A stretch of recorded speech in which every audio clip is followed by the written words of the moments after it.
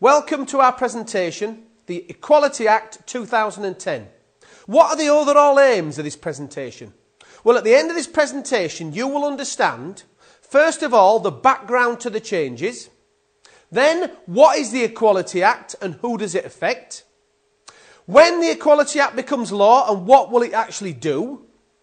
Then I'm going to go through new duties for public bodies. We're going to look at civil partnerships held in religious buildings. The topic of using your buying power to make equality better. The subject of more equality for people of different ages. I'm also going to cover equal pay. Using positive action to increase diversity. Extra powers for employment tribunals. New protection for people like carers. There's a clear law for women breastfeeding babies. I'm also going to look at taking equality into clubs and better protection for disabled people. And generally making Britain fair and equal for all. And then I'm going to focus on disabled access into premises and the evacuation of disabled people in the event of emergency. So it's not just about getting people into buildings, it's getting them out. That's what I'm going to focus on. Right, to start with, let's look at the background then. Now, over the last 50 years in the United Kingdom, we have tried to ensure fairness. In the 1960s, new laws said people of different races must be treated fairly. Now, these groups of people who come from different places, have different skin colours, or have passports from different countries. Now, in the 70s, new laws said that men and women must be treated equally and get the same pay for the job. In the 1990s, new laws said that disabled people must be treated fairly. In 2004, new laws gave lesbian, gay and bisexual people the right to become partners just like married people. I mean, the government wanted to bring these laws all together so that they are clear, strong and easy to follow. Now, prior to the release of the Equality Act 2010, there were several different laws to protect people from discrimination on grounds of either your sex, your sexual orientation, your race, religion or belief, your disability, or, for example, being a transsexual person. This is someone who has changed or is changing their sex, and it's called gender reassignment in law. Also, being pregnant or just having a baby, and again, your age, but it only applies at work. Being married or in a civil partnership, again, only applies at work or being trained for work. Now, the headings of age, disability, race, religion or belief, sex, sexual orientation, gender reassignment, marriage and civil partnership, pregnancy and maternity are now to be known as protected characteristics. So all of them are actually specified down now as protected characteristics. Now, the new law brings out basically into 7 different types of discrimination. Now, there's 7 headings for types of discrimination. And these are, you've got direct discrimination, which is discrimination because of a protected characteristic, which I've just gone through. You've got associative discrimination, where direct discrimination against someone because they are associated with another person with a protected characteristic. You've got indirect discrimination when you have a rule or policy that applies to everyone but disadvantages a person with a protected characteristic. You've got harassment, and this is behaviour that's deemed to be offensive by the recipient, and employees can claim that they find something offensive even when it's not actually directed at them. That's harassment. Harassment by a third party. Employers are potentially liable for the harassment of staff or customers by people they don't directly employ, such as a contractor.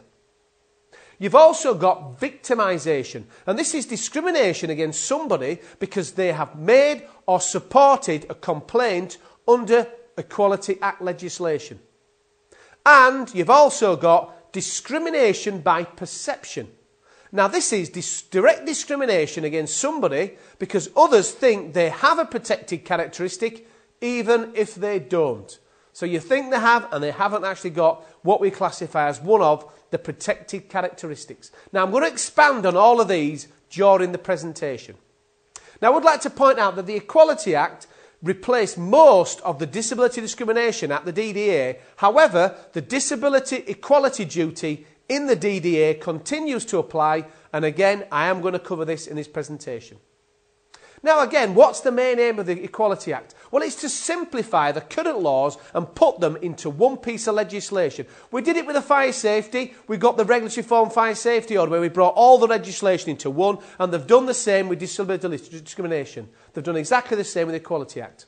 And also, in some areas, make the law stronger to give more protection to certain people. And it came into force October 2010. So, what is equality?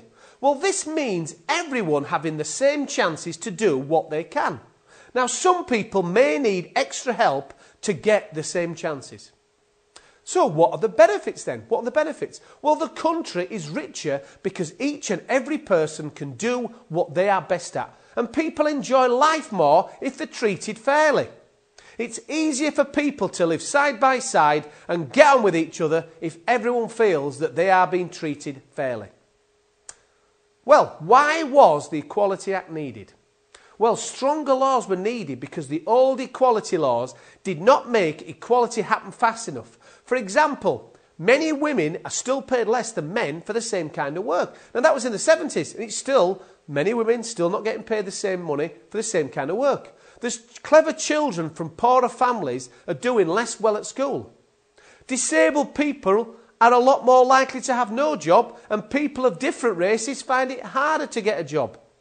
Many lesbian and gay people are worried about asking the police for help in case they are treated unfairly. I mean, many people who have changed their sex do not use public services like swimming pools because they do think they're going to get treated not very well. So, why was it needed then? Let's move on to the issue of disabled people.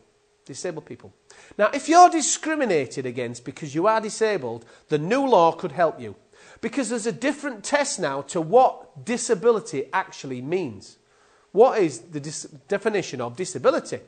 The new law makes it easier for someone to show that they have difficulty carrying out their day-to-day activities and therefore still come under the definition of a disabled person.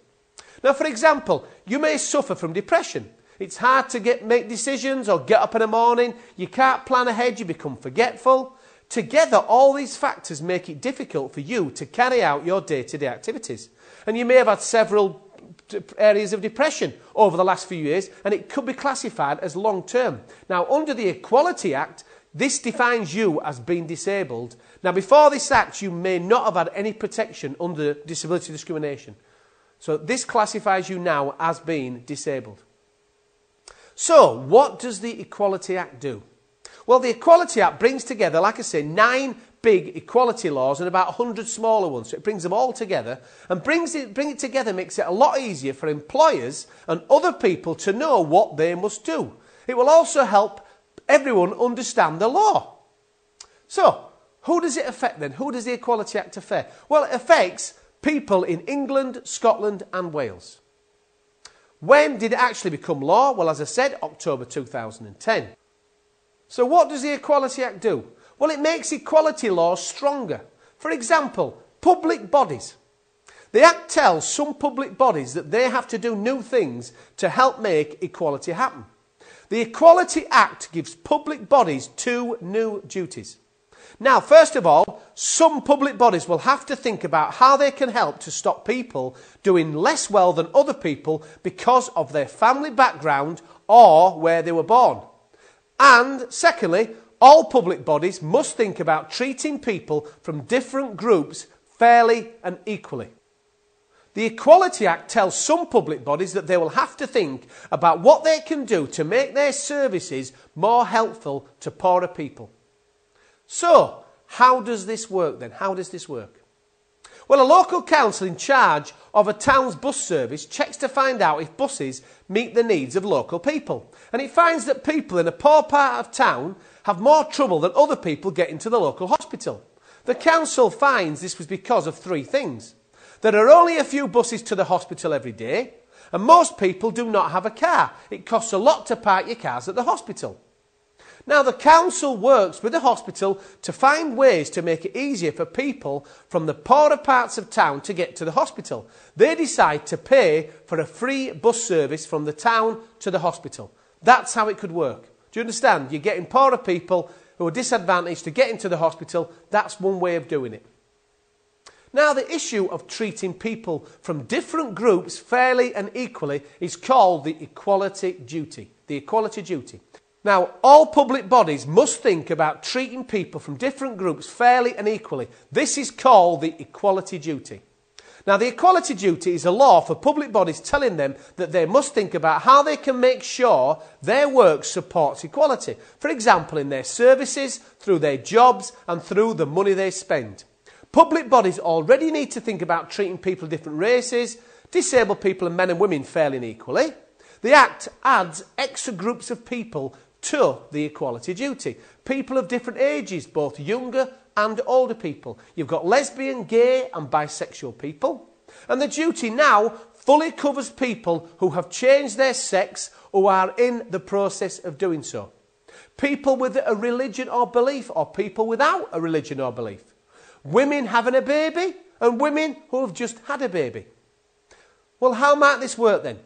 For an example, for older people, a local council might put extra seats in a park so older people can enjoy the park as well as younger people, because they might want to sit down more, so put some more benches there. For lesbian, gay and bisexual people, a school might do more to make sure that lesbian, gay and bisexual children are not being bullied. Now, for people with a religion or belief, a local council's Meals on Wheels service might cook different meals for people who need to eat special food because of their religion. For example, they might make special meals for Jewish people and special meals for Muslim people. So it's considering people with different religions. That's what the councils should be looking at doing. The Equality Act 2010 will let civil partnerships for gay and lesbian couples be held in religious buildings. What the council will be doing now also is using their buying power to make equality better. Now, public bodies spend over £220 billion a year. Now, that gives them a lot of buying power to tell companies they buy things from that they want them to include equality in the way that they work. Now, the Act enables the government to tell some public bodies to think about how they can do this. Now, let's move on to this then. The next area I'm going to look at is more equality for people of different ages. Now, in the next 20 years, there are going to be a lot more older people than there are at present. We're getting a lot of an older society. People are living longer. Now, we need to make sure that they are being treated fairly and that they're not told that they are too old to do things that they want to do. Now, the law has already said that employers cannot say someone is too old or too young for a job. But older people still say they get treated unfairly in other ways that they did not break the law for. For example, some shops only help older people if they are with a younger person. They think that the older people cannot understand about new things like mobile phones. Some companies make older people pay more than younger people for a service without having a good reason. Some older people do not get the same health and care services that younger people get. Well, the Equality Act includes changes to the law to stop these things happening to people of different ages. In other words, age 18 or over. Now, how might this work in practice?